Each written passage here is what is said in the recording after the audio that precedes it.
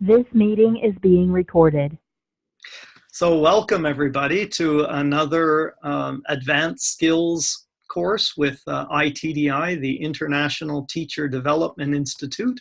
And tonight we're very, very pleased to have Katherine Bilsborough doing the third generation of this course, Creating ELT Materials. My name is Stephen Herder. I'm one of the directors and original founders of iTDi, and we're committed to being a group for teachers, by teachers, and we're very, very happy to have such a wonderful international group here for this session. So we like to get started right away. Just a couple of house cleaning things. If the connection gets weak, then number one, turn off your video. And number two is actually leave the room one time and come back in.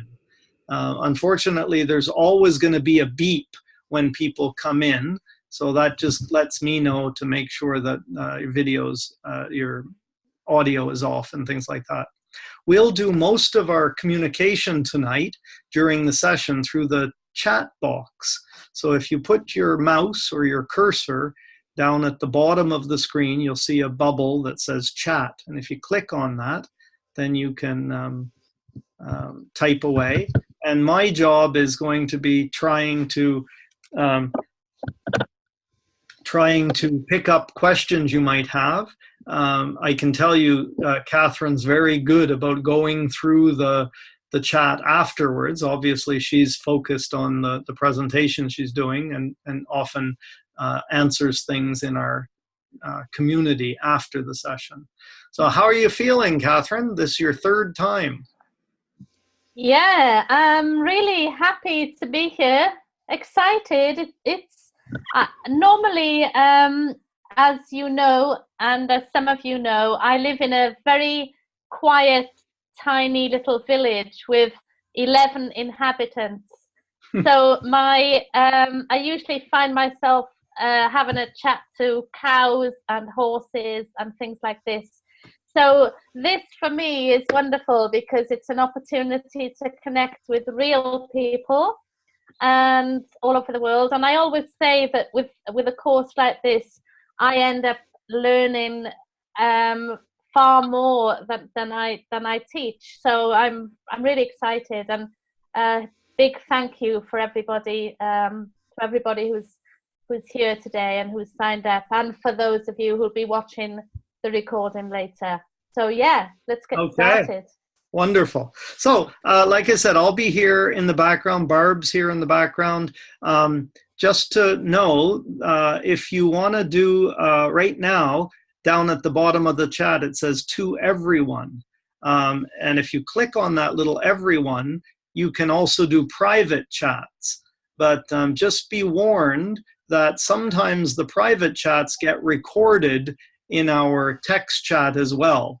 So if you don't like my glasses and you want to talk about that to other people, just make sure that you realize somebody might see that later on we'll send out a copy of all of the text chat after the session as well. So with that, let's enjoy the next little while, and I'm going to turn off my video and you can take it away, Katherine. Thank you, Stephen. Thanks a lot. So thanks to everybody, as I said, for being here. This is week one of the course, and I think we're going to have a very interesting course, because a course like this basically depends very much on the participants. And I've been reading through your introductions, and I can see that we have a fantastic group from lots of different contexts, not only different countries, but working in different contexts, and that always lends itself to some great discussion and learning. Yeah. So a very brief introduction to myself. So my name's Katherine, Kath. I'm from Wales. If anybody's wondering about my accent, that's a Welsh accent. But I've lived in Spain for 31 years. And as I just told you, I live in a teeny little village now in the mountains. very quiet. It's blissful, but sometimes I do miss that contact with other teachers. So being able to do things online like this or travel from time to time is a real joy for me. So one thing I want to say before we actually start is that you and I together are making this course. Don't worry, I don't mean you have to do anything unexpected. But what I mean by this is that if anything at all occurs to you in terms of something you'd like to discuss in a forum with other participants, or questions that you want to ask which are not related specifically to what we're talking about at any one time, anything like this, recommendations or whatever, please, please, please don't be shy. Please ask the questions. No question is silly. Please get in touch, send me an email, get in touch with the iTDi people or in the forum, whatever.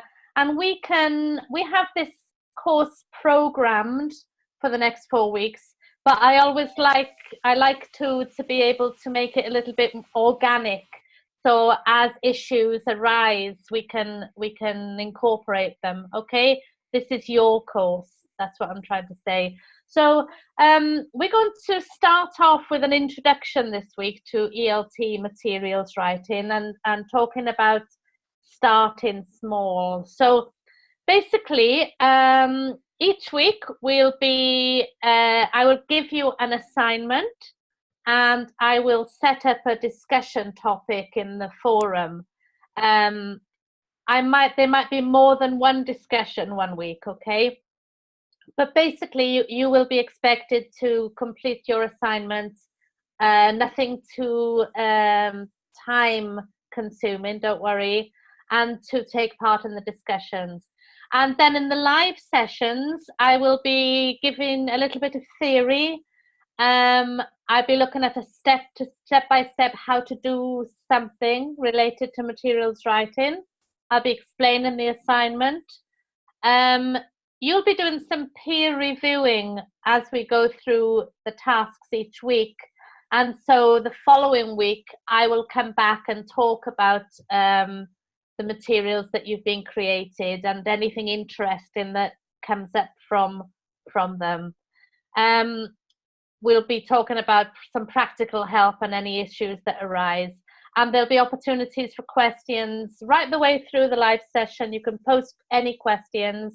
And then, as I said, afterwards in the forums or in the emails. Okay, so that's the way we're going to look forward. So all the time that we're doing this course, or you're taking this course, I think it's really important for you to be thinking about this question. How does this relate to me? Okay, because I'm very conscious of the fact that everyone is working in a different context. Some of you are teaching children. Some of you might not even be teaching at the moment. I know that some of you are teaching refugees. Some of you are teaching students with special educational needs, adults, business English. So we're all over the place. The basics when it comes to theory behind creating materials and creating good materials are the same for everybody. But then we need to go out into our own world. So always ask yourself, how does this relate to me?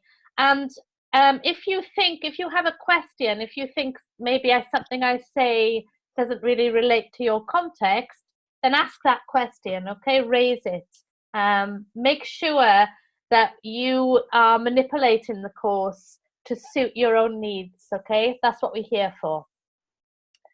So today we'll have some quick introductions, and the theory I'm going to talk about today are the principles of material design, okay? So that's kind of a key point to start us all off. Then we're going to have a look at some practical ideas, techniques about how to create wraparound materials for very short texts. And then we're going to look at some sources where we might be able to find these very short texts, and then I'm going to give you your first assignment. So let's start off by having a chat in the chat box, and I'm just going to give you a minute to write in the chat box what you think about this. When you think of good materials, okay, and again in your context, which words come to mind? What does it mean? What does it mean? What are good materials? When you think, when you're in class and you think, oh, these materials are good, why? Why are they good? So let's just see some of your ideas there. Okay, they're engaging, interesting, flexible, generative, relevant to learners, inspiring, engaging, simple, clear, interesting, easy to read. I'll go back later and I'll gather these all together. What you're writing is what I partly expect you to rewrite in, okay? Meaningful, relatable, contextualized. Yeah, so we all have an idea. We all have a good idea, I think, of what we mean when we say good materials. But sometimes it might be different to different people, depending on your context. So I did some research a couple of years back, and I asked the opposite question, if you like, and I asked in a survey that I did, what were the most common problems that teachers came across in materials. These were materials that were online materials, okay, downloaded from the internet. But these are some of the results, some of the most common problems. Overcrowded page. Well, you can read this yourself. Illegible. I've put a line through that because these days I think that most materials are made on with a computer, so legibility shouldn't really be a problem. Okay, it can be sometimes, I know, depending on the font, etc. Irrelevant. So this happens a lot when you are teaching materials, when you are told you have to use these materials with this class, and they might not be the best, either because there are no other materials or because your boss tells you what you have to use and you haven't got a say in it. Confusing instructions, etc., etc. Okay, so these are very typical, and yeah, as somebody's saying there, sometimes the print is too small, etc. So these are the most common problems. There are other problems too. So we're going to look at some principles behind material design, and the king of principles, if you like, if we look at the literature out there, is Brian Tomlinson. He's not the only one, but he has written extensively on this topic and spoken, and he's often quoted. So I went to him first, if you like, to see what principles already existed. There'll be a link that we'll put some links in the forum as well, so that you can see them later, and you'll be receiving this by email as well. But there's a 9-page PDF that's free to download with this article about principles that you can look at later. Okay, but I'm just going to have a little look at what Brian's principles are. One of the things that Brian said, which I really like, I don't agree with Brian on everything, and we've got some ongoing discussions. I'll tell you more about that later, or as we're going through this course. But I do agree with him on the fundamentals about principles. And this is something really nice that I like, which he said. And he said that language learning materials should be driven by learning and teaching principles rather than developed ad hoc. Ad hoc means, for those of you who don't know what it means, when you don't really think about it, you just, for example, I've done this loads of times, so I'm going to talk about myself, where I've seen an article and I've thought, oh, that's really interesting. My intermediate students will like this. I'm going to do it in class.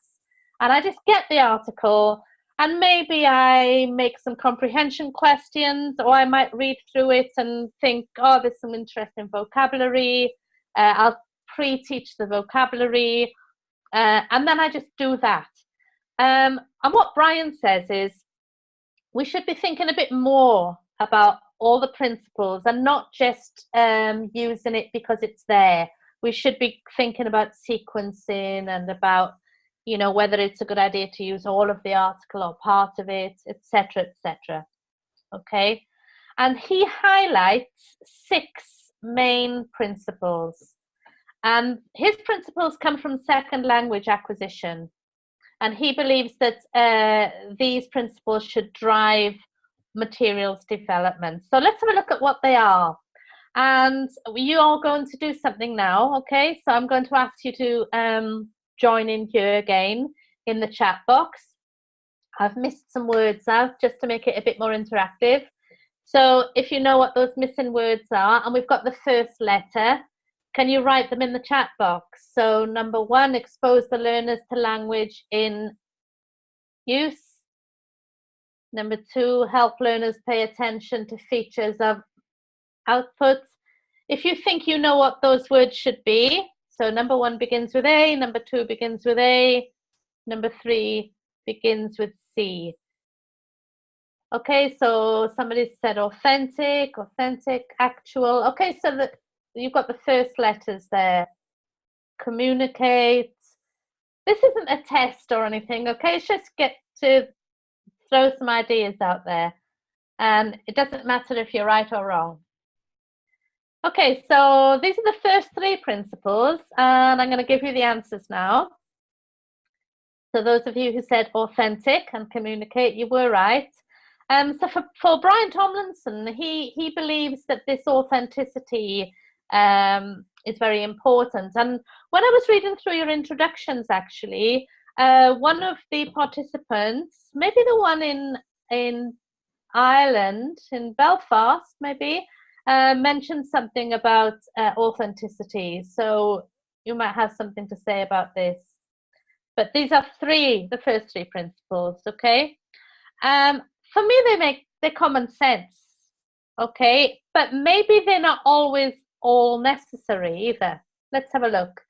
Let's have a look at the second 3. And again, I'm going to ask you to see if you know what the missing words are. So materials should provide opportunities for outcome F. That's a difficult one, okay? That's a tricky one. Arouse and S, learners' curiosity, stimulate intellectual, aesthetic, and involvement. Okay, we've got feedback, satisfy, stimulate. Okay, I'm going to give you the answers, okay? So, yeah. I think number 4 is quite interesting because very often when we create materials, we create them in a little bit of an ad hoc way, and we don't really think about the feedback that's going to come afterwards. And this is something that's interesting, because if you do actually create some materials and you focus on the feedback, it might make you create them differently, okay? You can build in these opportunities in a number of ways, which we can look at and we'll discuss. And again, it's not just about arousing the learner's curiosity and attention, but sustaining it. So maybe not having everything kind of exciting at the beginning and then kind of exercises, but maybe having more inputs later on in the middle of some activities, etc. Okay, so these are Brian's principles. I've put 5 principles here, okay? No, I've got more to come, actually. I've got 10. But I've narrowed them down, okay? Because I've probably got about 100 principles, which I pick and choose from depending on what I'm writing, okay? Some of them will always be appropriate, and others will be less or more appropriate. So the level has to be right, okay? So here we're talking about Krashen's I +1. So where the level of the learner, the level of the material is just a little bit higher than the learner's what he's acquiring, that learning. So I think that's optimum. It shouldn't be too low a level and it shouldn't be too high. Having the right level is not easy, and we look at this as well. And sometimes within a group, we need to have different levels. That's another problem as well, or challenge, I should say. Good English. Now, what do I mean by good English? I've put good English there in a broad sense because we can all be the judges of what we mean by good English. But for me, when I see materials that are written and there are spelling mistakes or grammar mistakes and this kind of thing, it really irritates me, because the materials that our students are using are the model of English that they've got, to work with. So I'm not talking about a particular English. It doesn't matter which English it is, but it should be consistent. I think consistent is the word I'm looking for. The language should be useful, visually pleasing. I think this is important for a number of reasons. It's more motivating. You know what it's like if you're reading something or looking at something. If it's visually pleasing, you're much more likely to be motivated and engaged. Accessible, that's a big word, okay? So I mean this word, I mean it in every sense. And I always say to people and teachers I'm training is, if one student in your class is unable to access the material, then you have failed, okay? Everybody should be able to access the material. There should be logical sequencing. I like flexibility and adaptability. So why? The reason for this is purely selfish and maybe common sense as well. If I create something and I've spent hours on it and it's really good, I don't want to just use it once. I want to use it 100 times. And for that to work, it needs to be adaptable. I need to be able to move the level up, down, take things out, move things in, change the age group, etc. This kind of thing. Appropriate content. Okay, this is something I'm going to ask you to do now. Some of you will know this. Number 8, parsnips. Parsnip is an acronym where each of those letters stands for something that is considered to be a taboo topic by many traditional publishers. So they don't like you to write about it in course books. So have a look in the chat box, see if you can guess what each of those letters stands for. P-A-R-S-N-I and another P. Okay, some of you are getting some of them, yeah. So we've got politics, alcohol, religion, sex, narcotics, isms, and pork. Okay, from Muslim countries often say, or the ministries in those countries often say, please don't include any references to pork products. But again, I will say that if you are creating materials for your students, then you decide what's appropriate. Okay, and sometimes what you decide might be considered inappropriate by someone else, but you know your students better than anybody. Number 9, clear and appropriate instructions. That's very, very important. That's key. And I've added another one recently. I think for me personally, it's important to have a representation of the user's realities. What I mean by this is, if you are teaching in a country where, for example, in Nigeria or Cameroon, and you are using coursebook materials which have no black faces, then that's absurd. Yeah, that's absurd. That's an extreme example, okay? And I'm sure there's a lot of discussion around this point. But for me, it's important that the users, especially young learners, when they open the book, they can see something that is familiar to them and not completely alien. I'm not saying have everything familiar. I'm saying they should be there somewhere, okay? So when we create materials, we can do things in two ways. And we're going to be doing this on this course. So we can create everything from scratch, including the content. So for example, if we're going to do some materials, a listening activities or whatever, we can actually record something ourselves, etc., etc. Or we can find some content and we can create wraparound materials. This is a word that I use. So for example, you find a photograph in a newspaper or an article online, an audio, a video, and you create activities around it. So what we're going to do in this, well, this part of the session, I'm just checking the time, okay? So we're going to think about how we can create wraparound materials for very short text. This session said it was called something like starting small. And we can create materials from more or less everything around us, okay? From a blade of grass, yeah, to a very complex academic article. So I'd just like you to brainstorm in the chat box again some examples of very short text. So I've put one here, an advertising slogan, and I'm just looking to see what you're writing there.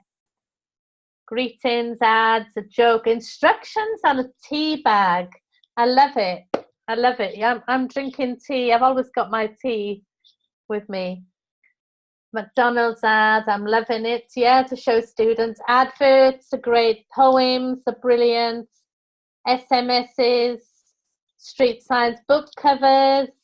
Book covers are great, aren't they? Because you've got the title and the author's name, but you've also got an image if you use the whole book. Songs, or even just a line from a song. Film review, or even just the first line of a film review, okay? When I say short, well, I've said very short, I kind of mean really short, yeah?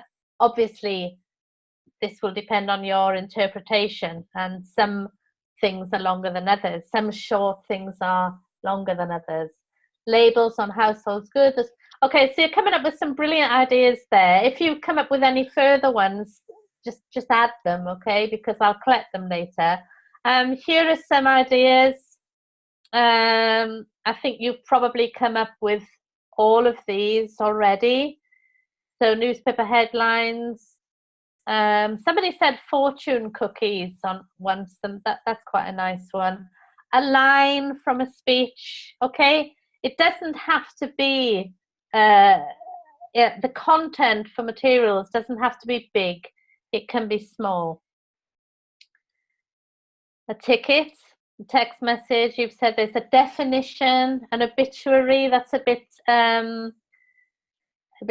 sort of negative, but you know, these things, depending on who you're teaching, okay, some will be appropriate and some won't be.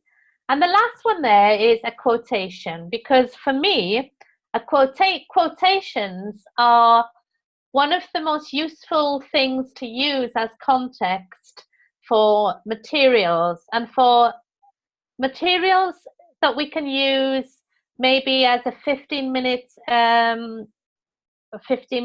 sort of part of a class, etc., or for longer. Because the good thing about quotations is that they exist about every topic in the world. Yeah. So let's have a little look a bit further at quotations. This is my favorite quotation. So what I've done here, I've just jumbled it up. So have a look at it, and you might like to try and work out what it says on a piece of paper with a pencil or a pen, or you might like to have it in your mind and directly type it into the chat box. But see if you can make sense of this quotation. So you could do this in class. You could, with your students, you could make materials based on a quotation where you just simply jumble the words like this. Any idea what the original quotation might be?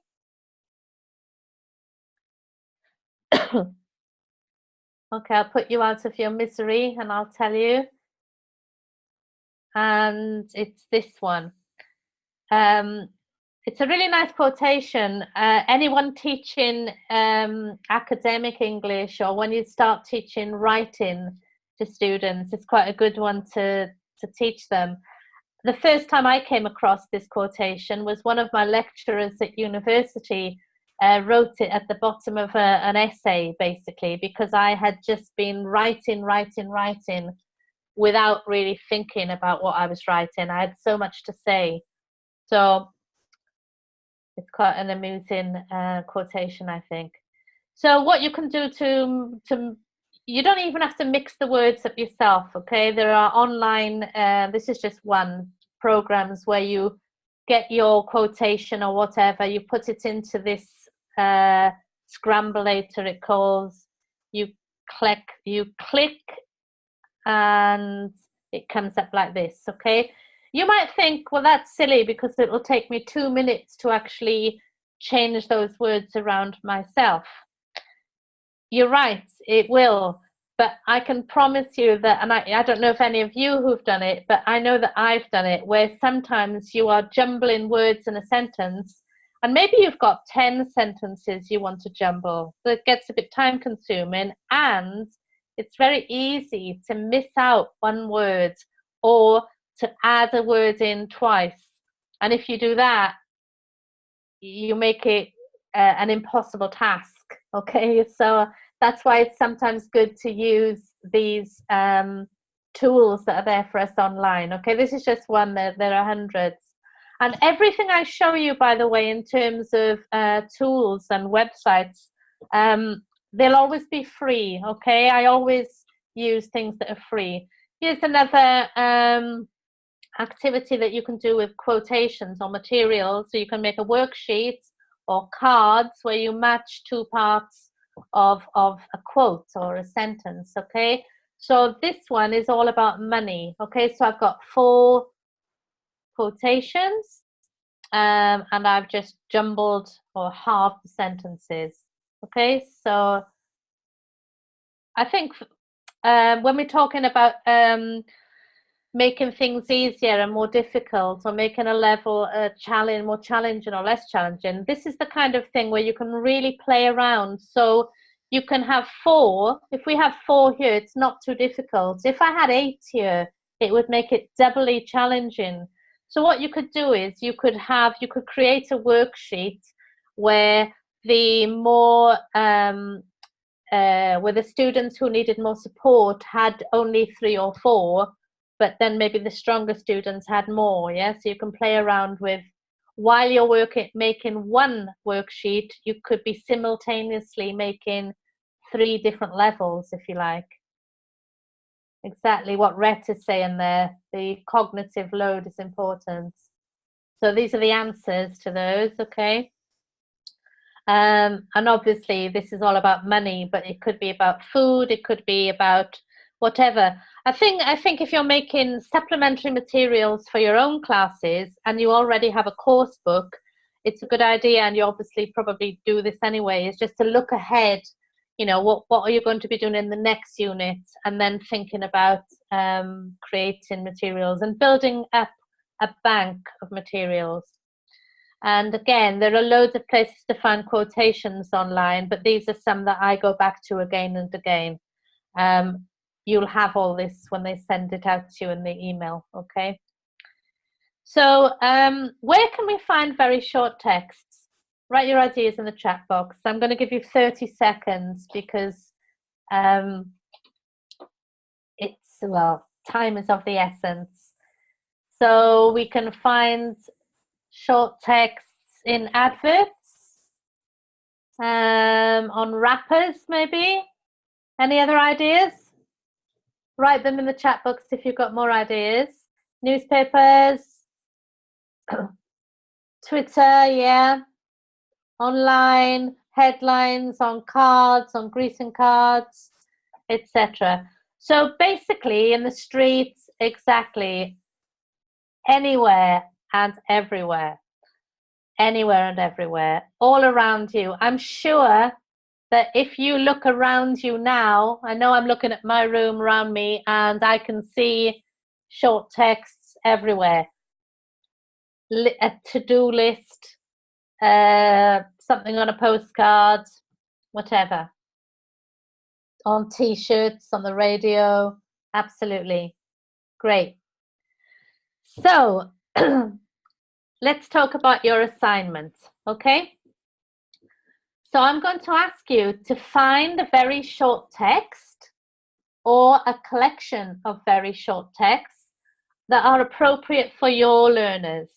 Okay, so something that's appropriate in terms of the age, the cognitive abilities, the level, etc., the interest, yeah?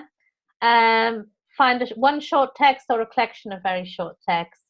And then I want you to design some learning materials using the text as the content. Okay, so you need to think about these things. So first, the aims or objectives. This can be, you might decide to use it as an introduction to a lesson, which then you'll be going on to later to talk about something in more detail. Or you might decide to create materials that last a whole 45 minutes or an hour. You might decide to use it to teach us a particular language structure or some vocabulary, to start a discussion, whatever. But you should have one or two aims and objectives. Think about the interaction. So are you going to use this, you know, will everybody have the same thing? Are they going to work? Is it a pair work material? Is it going to be material for a group to work together on, etc.? You decide. Again, the skills focus, the language focus. And think about any support that's needed around the short text. So if the short text is complex in terms of language, etc., you might want to have a little glossary. And then when you design tasks around the content, you might need support in terms of a model or some useful phrases. So if you're going to ask students to use this content to have a discussion, you need to think through what language they're going to be using to have that discussion and provide them with some kind of model or just a few useful sentences. Okay, just as you'd see in a course book or something, where we wouldn't just say to our students, talk about this, yeah? We would kind of think about, okay, what language do they need, and give them a few useful phrases or structures. So you're going to then post your materials in the folder, which Barbara, I think, or somebody from iTDi will set up, called Week 1 Materials. If possible, try them out with your class, okay? And reflect on them a little bit. I haven't mentioned much about reflection, but I think that everything you do on this course, I'm not going to ask you to do anything too time consuming, but I think it's a good idea to go back to things and reflect on them. Not immediately afterwards, but maybe after you've had some feedback, and if possible, use them.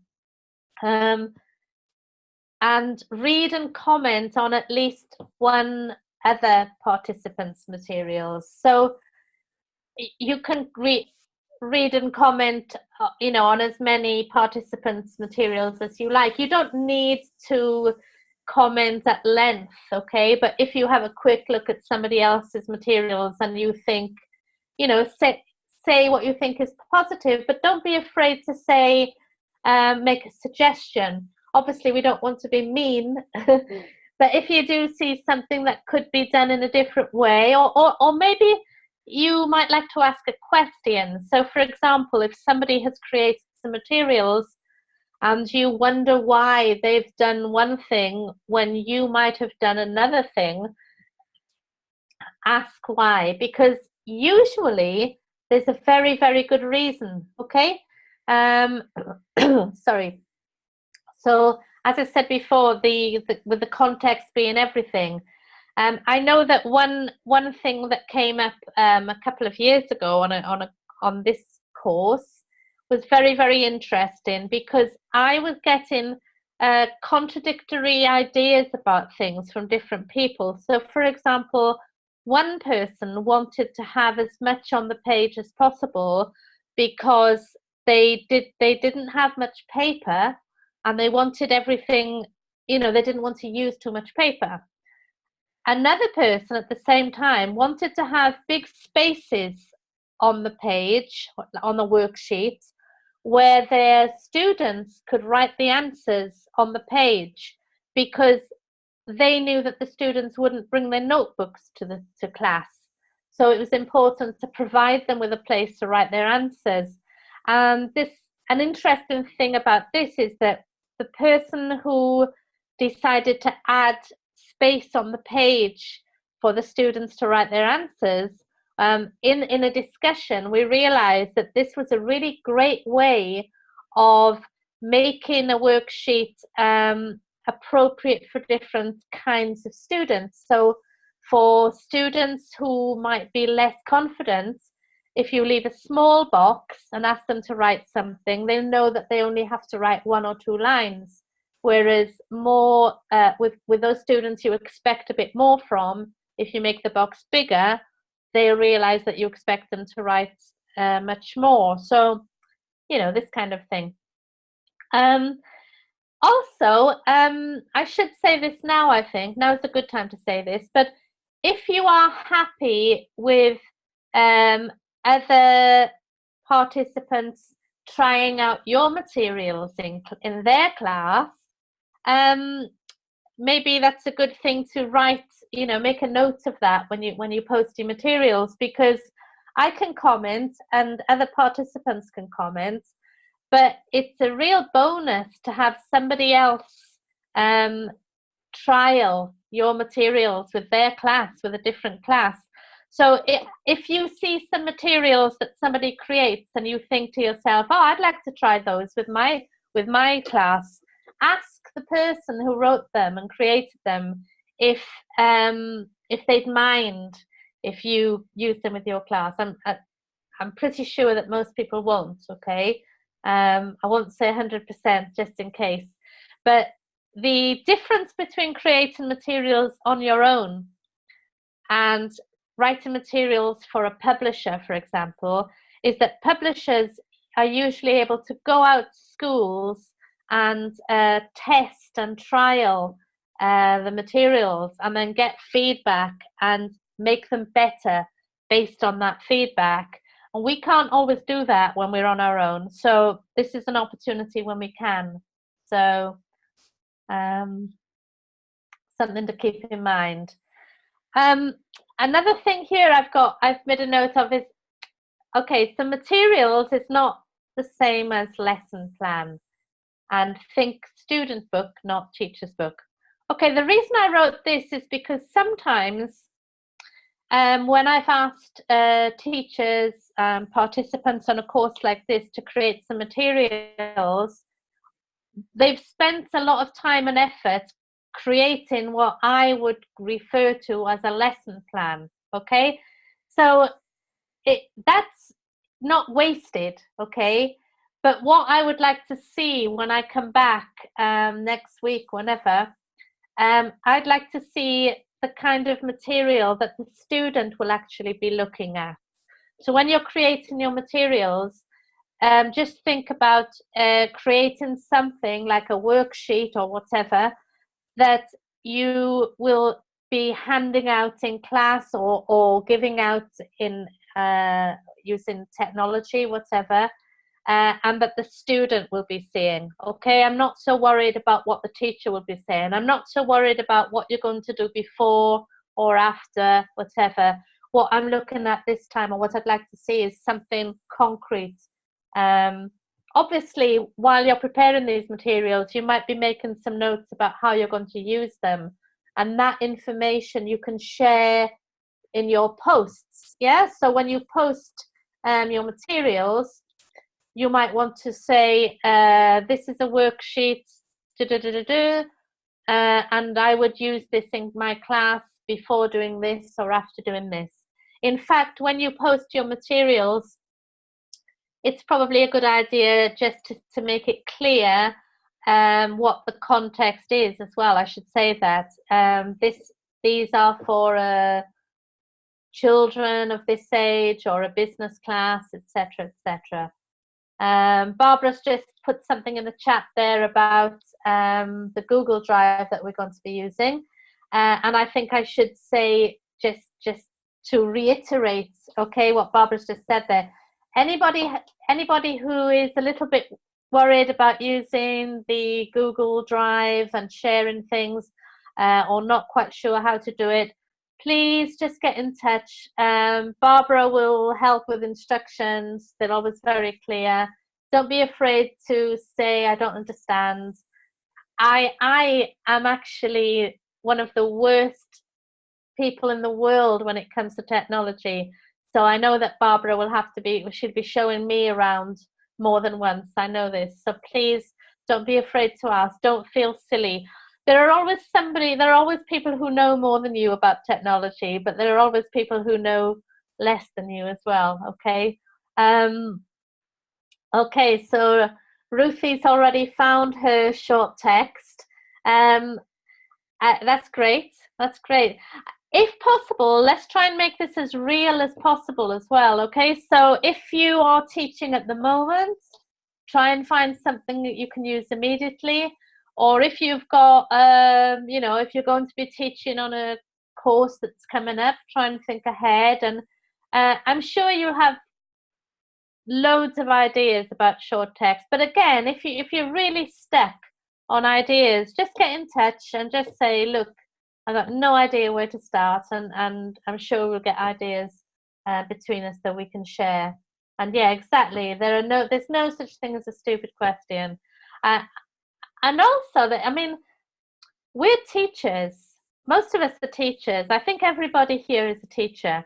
And we have to always bear in mind, I think, that we should be models for our students. And in terms of asking questions, well, it's the same thing, isn't it? If we want and expect our students to ask questions, then we should be able to ask questions and feel free. But I do understand that sometimes we might feel a little bit shy in a new group and a new environment. But honestly, don't be. So the discussion that we're going to have in week 1, and as I say, we're going to this is one discussion we're going to have. If something arises over the next few days, something crops up that I think might be another interesting thing to discuss, we can add another discussion, okay?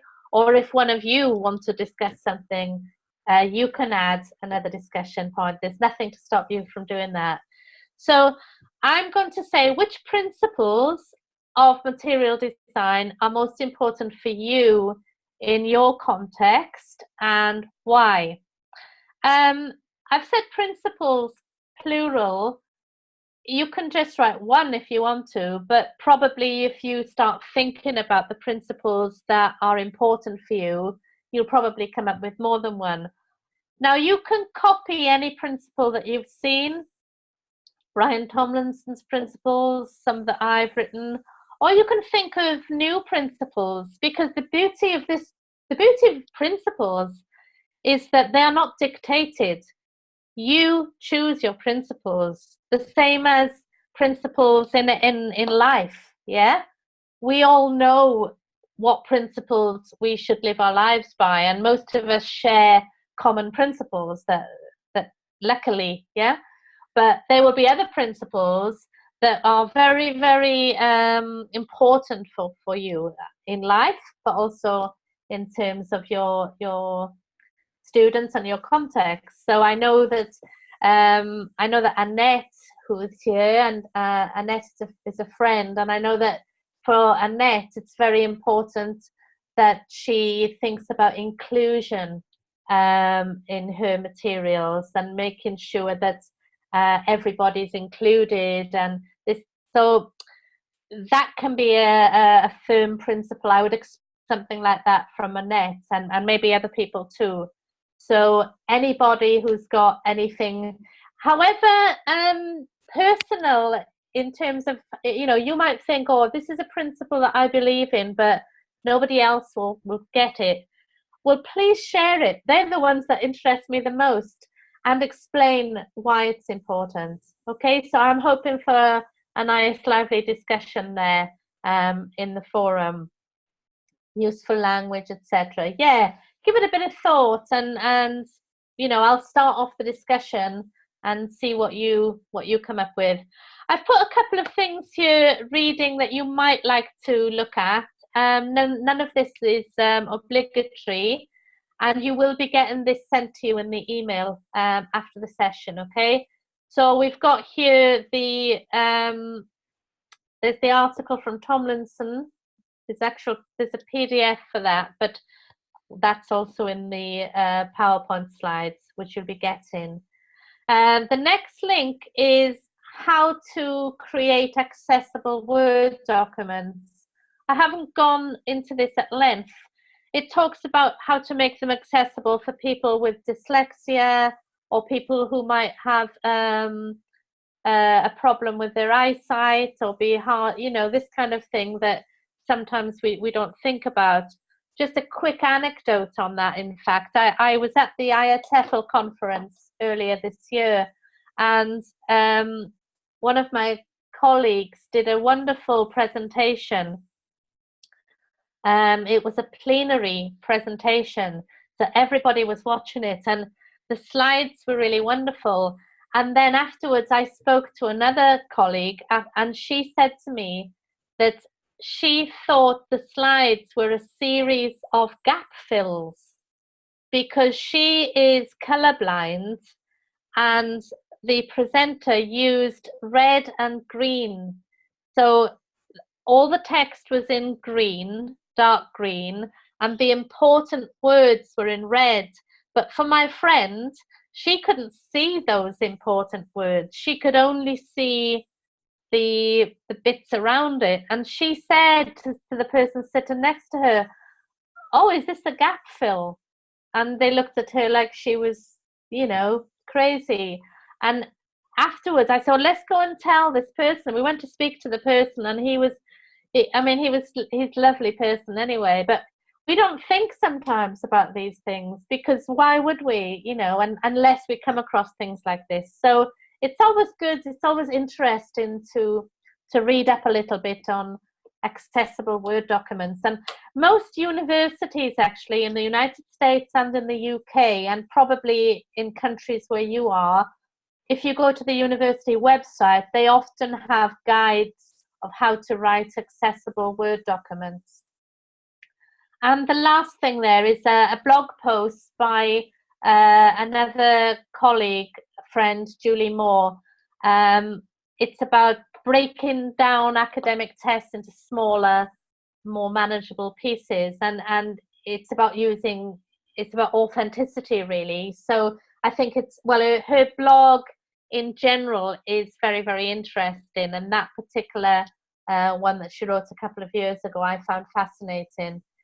So Annette is saying that a few presentations were like that. I think when you're aware of accessibility and how easy or difficult it is to read things, you start noticing all around you how impractical things are sometimes. I broke my leg a few years ago, and I was in a wheelchair for a very short period of time, but it made me very much aware of how impractical it was to actually get in and out of certain places, and And this is what happens when you start looking at accessibility. So that's all for today. I put here, post any questions in the chat box. I'll go back through the chat box later, and anything that you've posted that I think, you know, we need to talk about more, or if there's any questions, I'll raise them next time. Okay, usually what I do, I've got next week's session kind of all planned, but I build in a bit of time to be able to refer to the tasks that you've done during the week and the forum and anything that comes up along the way. And get in touch. So Karina, bye, see you later.